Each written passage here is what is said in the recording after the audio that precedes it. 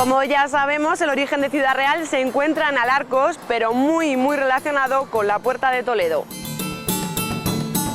Es que detrás de la batalla, Alarcos se vuelve a estar ocupado por los almohades durante 17 años. Es verdad también que los almohades aquí solamente ocupan el castillo. En otra frase que aparece en una crónica latina también, dice que el rey, digamos, diseñó la muralla de Ciudad Real e hizo una puerta bien labrada, diseñó una puerta bien labrada, la que mira hacia Toledo. Es decir, ahí aparece una puerta que es la Puerta de Toledo. Yo considero que debe ser una puerta de esa época, aunque tiene una confirmación después en la época de Alfonso XI, pero considero que debe ser de esa época, y justamente allí encontramos restos de la propia muralla de Alarcos. Nos encontramos junto a la Puerta de Toledo, declarada en 1915 Monumento Nacional. Es de los pocos restos que quedan en Ciudad Real de la muralla medieval que la rodeaba. Pero queremos profundizar en este tema porque a todos nos interesa, y para ello nos volvemos a acompañar de David Rodríguez, profesor del Departamento de Historia de la Universidad de Castilla-La Mancha, y en esta ocasión con un historiador, consejero del Instituto de Estudios Manchegos y muy conocedor de la Puerta de Toledo, Jorge Sánchez Lillo. En este segundo capítulo de nuestro documental por el devenir histórico de Ciudad Real, hemos elegido un monumento paradigmático. Es la Puerta de Toledo. La Puerta de Toledo es el monumento idóneo para enlazar nuestra primera aproximación histórica a la historia de nuestra querida ciudad, Alarcos, como vimos recientemente, con nuestro primer periodo medieval. Hoy tengo la suerte de estar acompañado por Jorge Sánchez Lillo, perteneciente al Instituto de Estudios Manchegos, conocido historiador de Ciudad Real, que ha escrito numerosas obras, no solo sobre la Puerta de Toledo, sino también sobre la muralla, de la que luego hablaremos algo, y también sobre otros bastiones medievales, como por ejemplo la Torre de Galiana. Buenos días, Jorge. Hola, buenos días, David. Nos encontramos aquí en este renovado espacio que es un elemento fundamental para los ciudadrealeños, para nuestra historia y un poco pues para conocer la época de la fundación. Cuéntanos algo sobre todo sobre el momento de ese periodo, ¿no? Sobre el momento en el que esta puerta se funda. Pues las primeras noticias que tenemos de ella precisamente es la crónica de Alfonso X, que es en el 1262. Porque en el 2255 es el documento jurídico de la Carta Puebla, pero ahí hay un lapso de tiempo, como ves, del 55 al 62, y es cuando aparece por fin la puerta que viene a diseñarla, lo que es en el antiguo camino que venía de Córdoba, o de Toledo a Córdoba, o de Córdoba a Toledo. Entonces aparece la primera noticia que se tiene. Hablamos, por lo tanto, de las primeras décadas de la fundación de Villarreal. Hablamos de época alfonsí. Correcto. Sin embargo, todos sabemos que en la Puerta de Toledo hay una inscripción que viene una fecha precisa, que es 1328. ¿Cómo se explica esa fecha con arreglo a la construcción o el inicio de la construcción? Todo el mundo, o por lo menos hasta que consultas varias fuentes, nos reflejamos en esa fecha. Pero después de estar moviéndome en archivos, me di cuenta, y sobre todo el cronista Ángel Rades, que esa fecha no corresponde a la puerta. Hay un tiempo del 1262, como acabo de apuntar, hasta la muerte de Alfonso X el Sabio, que es en el 84, suficiente para que la Puerta de Toledo sea levantada, porque como ves es muy sencilla, tiene dos paramentos y luego después dos estilos. El gótico mudéjar y luego después el mudéjar pleno. El mudéjar pleno es el que da al exterior y el gótico mudéjar, como veis el arco apuntado, es el que da al interior de la ciudad. La fecha de la inscripción, pues después de muchas visitas y después de consultar, te das cuenta que la rotura de la piedra armera que da al exterior de la ciudad y la rectangular de la inscripción son diferentes. Y esa corresponde, bajo mi punto de vista y según parecer, a otro episodio, en el cual, histórico se entiende, en el cual es como haciendo no alabanza, sino que no vuelva a suceder, sobre el enfrentamiento de los realengos con Miguel Turra. No es una placa conmemorativa, lo ves más como una especie de aviso, recuerdo. Sí, recuerdo y aviso, no conmemorativa, porque todo es triste, todas las batallas son tristes. Y si nos metemos en ese campo ahora, la famosa batalla... Es el episodio de la batalla de las malas tardes, correctamente. Corresponde, o tenemos que irnos a casi a mediados de 1328. López García de Padilla, o García López de Padilla, que era el maestre con el ejército de calatravos y caballeros, tenemos que irnos a tierras granadinas, que allí estaban en ciertas batallas a raíz pues, de la corona o no, con los musulmanes. ¿Qué sucede? Que cuando llega el momento determinado hay 3 caballeros que se rebelan, porque allí reciben pues, un escalabro tremendo. Al recibir el escalabro tremendo, estos 3 caballeros, que eran de Ciudad Real precisamente, Antigua Villarreal, pues se refugian aquí. ¿Qué sucede? Que una vez los recogen los de Villarreal, cuando vienen el maestre desde Miguel Turra, que era aldea de la orden, se enfrentan a los de Villarreal. Estos caballeros, estos 3 entre ellos, que se llama Juan Núñez, pues al enfrentarse en ese paraje de malas tardes entre Miguel Turra y Ciudad Real, pues el maestre, repito el nombre, García López de Padilla, pues salen a su encuentro y hay una batalla que efectivamente triste y mueren de los dos bandos. Entonces, observamos pues, un poco la complejidad y la diversidad de la España medieval, en el sentido de que estamos hablando realmente de una batalla entre personas de Villarreal, núcleo de realengo, y entre personas de una aldea de la Orden de Calatrava. Pero es una batalla entre vecinos, realmente. Y es una batalla en la que no solo se dirimen pues, los problemas que pudiesen tener con esos 3 caballeros, sino además pues, muchos problemas que había desde décadas anteriores, problemas internos por la fundación casi un siglo antes, 70 y tantos años antes, de una ciudad real, de una fundación real en pleno corazón de la Orden de Calatrava, que era un poco lo que el rey buscaba, era asentar un poder en medio de ese vasto territorio calatravo. Alfonso X el Sabio llevaba una política de repoblación, tanto en el norte de España como en el interior. Claro, si nos damos cuenta de que venía de Toledo hasta Despeñaperros, no tenía una posada, no tenía para alojar y tenía que pagar los tributos a la... Ni nadie que le pagase impuestos, sobre todo en un territorio de muchísimos kilómetros cuadrados. Claro. Y era el corazón del señorío de la Orden de Calatrava. Claro. Había que hacer algo, debió haber alguna lucidez por ahí, decir, bueno, pues vamos a hacer en un sitio donde hay caminos. Hay cruce de caminos. Más que cruce de caminos, era una encrucijada de diversos caminos. Y era como la servidumbre. Aquí la Orden de Calatrava no podía enfrentarse a ellos. Claro. Y en cada camino llega el momento, pues se levanta una puerta. Y en este caso, la principal es la de Toledo.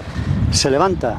Entonces, hasta que no se descubren las caras, esas que luego hablaremos, pues efectivamente te das cuenta que es un edificio de arquitectura civil que representa o simboliza, pues eso, soberanía, dominio, realeza, poder. O sea, es un impacto hacia el señorío de la Orden de Calatrava. Toda muralla defensiva, todo elemento arquitectónico de este sentido tiene también un evidente sentido propagandístico. Es decir, el rey quiere decir, aquí fundo yo, aquí construyo yo y mirar qué puertas, qué murallas, este es mi poder. Claro. Toda esta época de la batalla de las malas tardes, 1328, esas tensiones entre 2 poderes, en definitiva, entre la Orden de Calatrava, entre la ciudad fundada por Alfonso X el Sabio, una ciudad de realengo que le paga impuestos a él, las aldeas y ciudades calatravas rinden cuenta a Calatrava, puede ser la base digamos legendaria de todas esas historias y leyendas, de episodios de animadversión entre unos y otros. Quizás se me ocurre la Cruz de los Casados, esa leyenda que se reproduce en muchos lugares medievales. Aquí, desgraciadamente, ha desaparecido ese inventario, pero el inventario que se hizo del archivo municipal del 1595, pues evidentemente aparecen datos de cómo había un documento de exenciones para cortar leña del entorno, para que los ladrones de Calatrava no se metiese con los realengos, y así. Y luego viene otro problema que la gente, o por lo menos los ciertos autores, pasa desapercibido. ¿Cuál? La muerte del infante Fernando de la Cerda en el 1275 como primogénito del rey Alfonso, que podía haber florecido la ciudad. Al morir esa persona o ese infante, pues tenía el otro hermano, que era Sancho IV, el Bravo, que lucha con el padre precisamente para el trono. Sí. Y ese dato es importante porque no favorece de nada la continuidad de Alfonso X, sino que se inclina la orden. Claro. Favorece y se inclina la orden. De ahí que cuando muere Sancho IV, en el 1290, 2 años después, ya hay un documento que dice que se invierte cierta cantidad de maravedíes para el recinto amurallado de Ciudad Real. Esos 2 años, a continuación de la muerte, porque como se inclinó Sancho IV con la orden de Calatrava, se paralizó la ciudad. Lo vemos, por lo tanto, como a través de la historia de la Puerta de Toledo de Ciudad Real podemos conocer una gran panorámica de todos los sucesos de esta época medieval en nuestra ciudad. También se me ocurre que muchas personas preguntan, muchos evidentemente tienen la información, pero es bueno también comentarlo, ¿por qué la pedanía de Peralvillo, por ejemplo, pertenece a Miguel Turra? ¿Qué tiene que ver esta época, esas batallas, con Peralvillo? Son enclaves y territorios que cuando Alfonso XI limita o hace los linderos de la Orden de Calatrava con Ciudad Real, pues lo incorpora Miguel Turra, porque toda esta zona en entorno a Ciudad Real estaba salpicada de aldeas, casas, Picón, la dehesa de Santa María de la Guadiana, o sea, todo esto estaba salpicado. Había que hacer algo que fuese la cabecera de todo este territorio. Por eso cuando Alfonso X el Sabio en el 1262 viene y diseña o dibuja el entorno de la ciudad, pues al principio, en mi opinión particular, los colonos o los primeros pobladores se vieron un poco recelosos, porque estaba en el corazón del señorío de Calatrava. Y conforme estaban enfrentados. Sabían que iba a haber tensiones. Pero ojo, otro dato que también pasa desapercibido es que no hay agua. Que lo más cerca de aquí está el Guadiana, a 6,5 kilómetros, al norte. Al este está el Guadiana también, que está a 7 u 8 por el camino de Dos Mártires, por Calatrava. Y luego al Arco, no digamos. Cuando llegaban aquí vieron, ¿dónde vamos? Un terreno yermo, vacío, sin agua. Claro. Hay un dato curioso, de que eso lo dice Antonio Pon al final del siglo XVIII, que cuando viene el viajero, pues viene por el norte y ve la Puerta de Toledo con 2 lienzos amurallados a derecha e izquierda, flanqueada, y da una buena sensación, pero cuando entra queda desolado. Hay muchos espacios. Está claro que esa función propagandística, de prestigio, pues la cumplió y la ha cumplido siempre la Puerta de Toledo. El reflejo monumental que tenemos en esta capital de el ánimo y del asentamiento del poder real en esta provincia actual.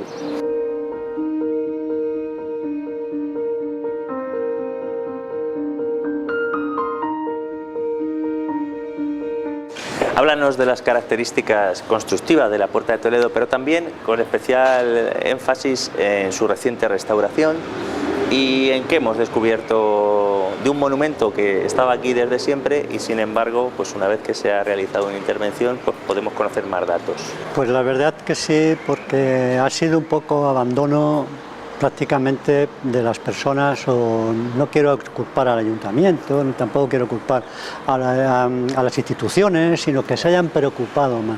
Una vez que haya habido esta limpieza, esta restauración, que se han hecho varias por diferentes arquitectos, no solamente esta última, sino han pasado varios arquitectos más, pues entonces efectivamente un ejemplo es que aunque paralelamente sea un cuerpo y otro, este cuerpo es mayor, más ancho que este primitivo.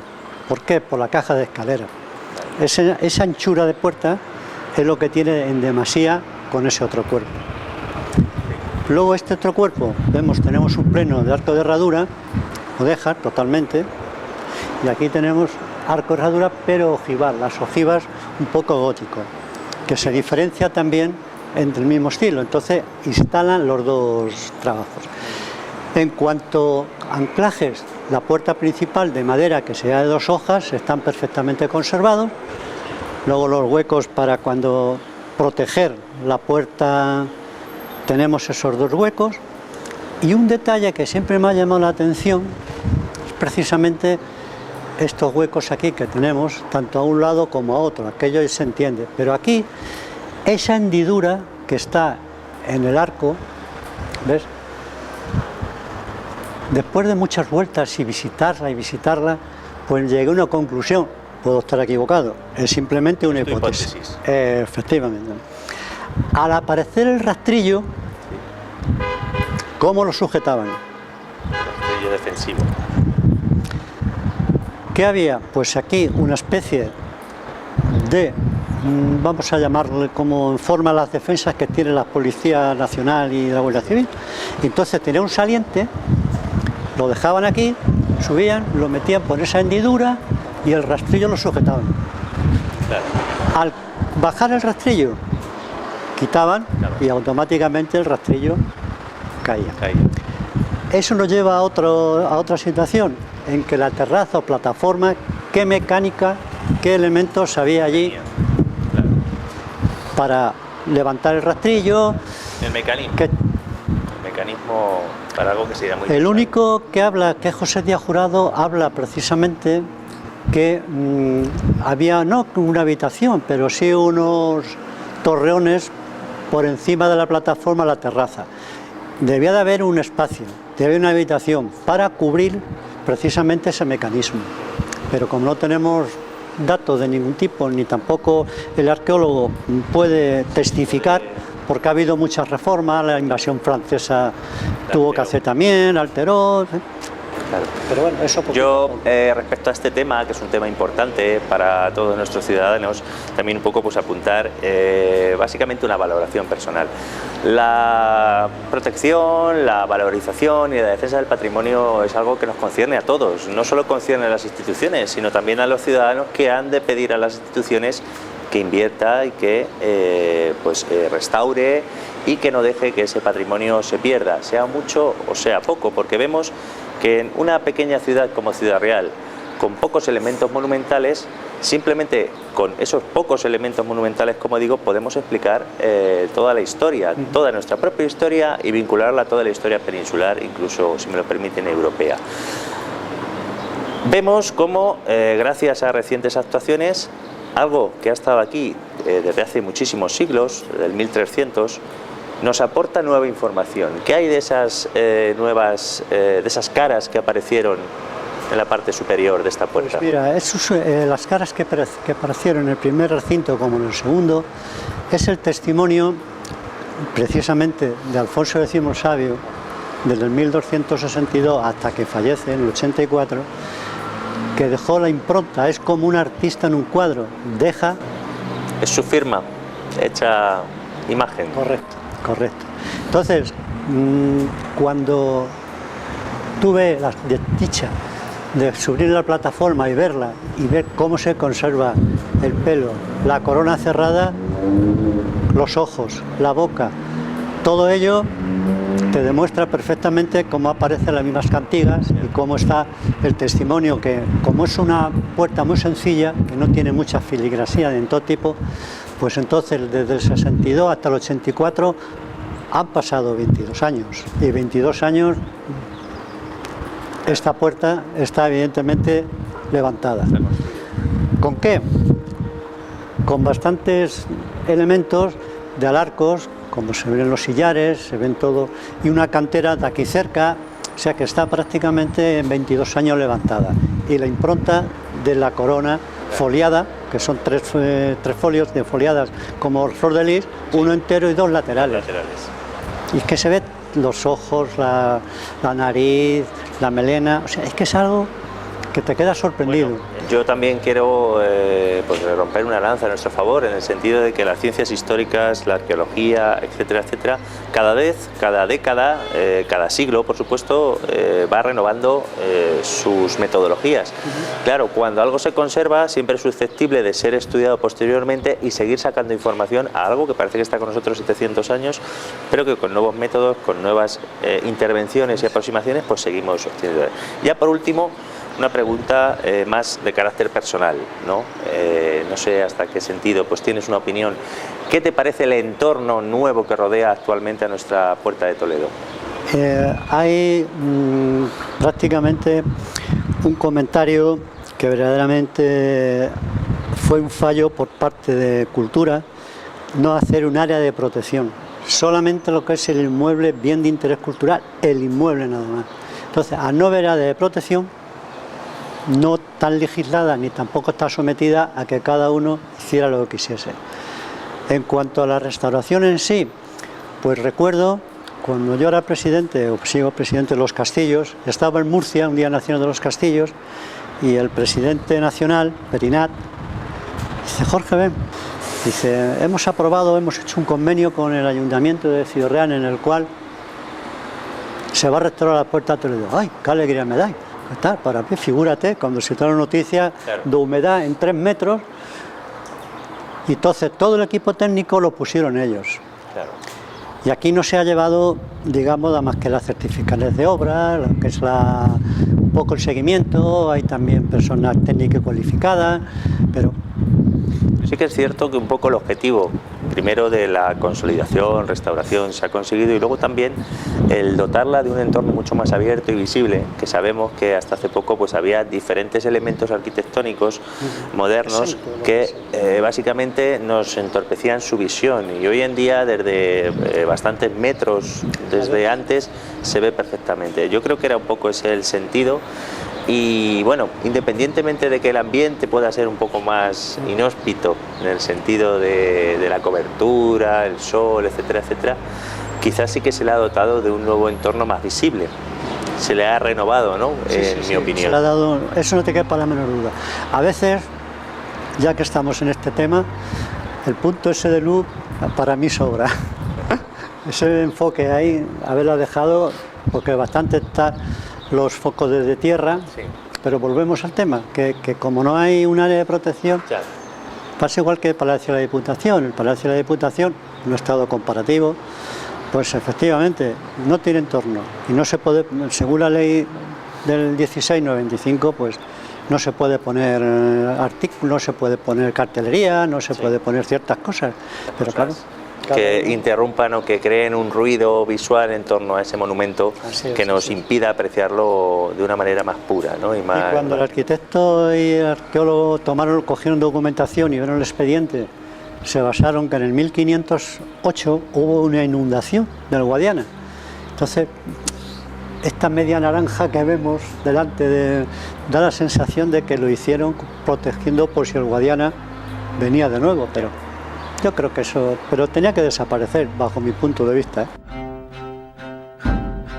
Por lo tanto, Jorge, la Puerta de Toledo, que además de ser uno de nuestros elementos fundamentales de nuestra cultura, de nuestra ideología como ciudad, de nuestra idiosincrasia común, aparte de ser el elemento que ha quedado conservado de esa gran muralla, era su parte, digamos, principal en cuanto a su inicial monumentalidad, pero no era la única. Ciudad Real tenía más puertas y tenía un perímetro amurallado. ¿Qué conocemos de esas puertas y de ese perímetro amurallado? El profesor Julio González, gran medievalista y catedrático, hace un comentario que se ajusta a lo que acabas de exponer, ¿no? Es decir, dicen que Villarreal es una ciudad de nueva planta, pero está levantada sobre caminos, la caminería. Puertas tenemos, en realidad oficialmente eran 6, más que 6, yo diría 5 y un postillo. Empezamos por la Puerta de Toledo hacia el este, que es donde se funda la ciudad. Todas las ciudades generalmente, para aprovechar la luz natural, se fundan siempre orientada al este.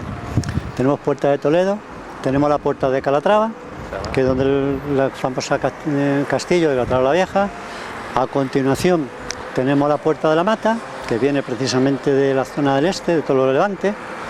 A continuación tenemos la Puerta de Granada, con orientación hacia la ciudad nazarí. Al final, en la ronda actual de Granada, por la zona de la calle Ciruela. Luego venía, efectivamente, ese portillo, no postigo, más bien postillo, pero se conoce la Puerta Nueva de Ciruela, que es la que hizo el gobernador Cisneros, que es el dibujo a mediados del siglo XIX.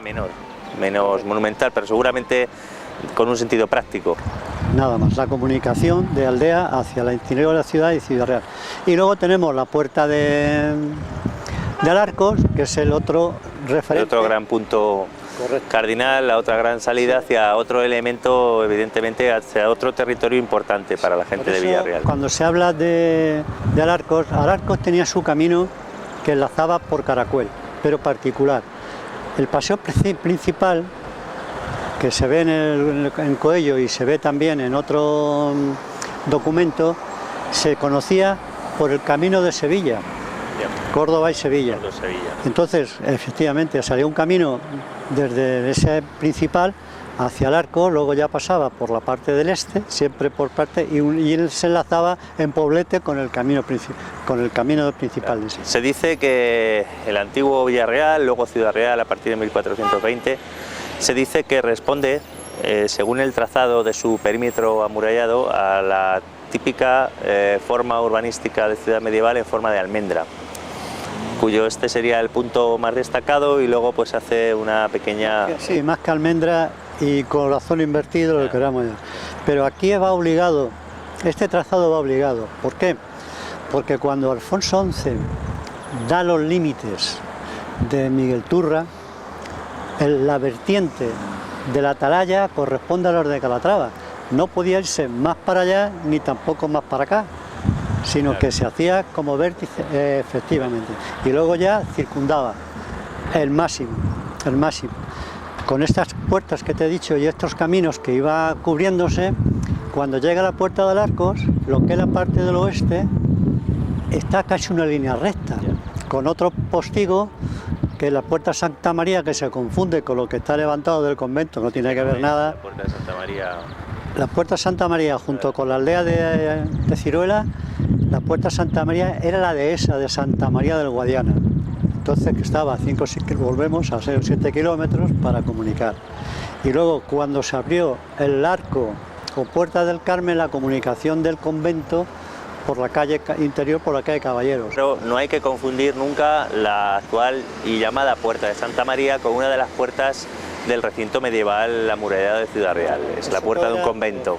Luego, en esos intervalos, pues sí, había postigo, como es el postigo de Barragán, como es el postigo o la puertecita, por llamarla de alguna forma, un portón, sí, de la dehesa de Santa María, y luego en línea recta llegaba hasta donde está el actual colegio de San Francisco Javier.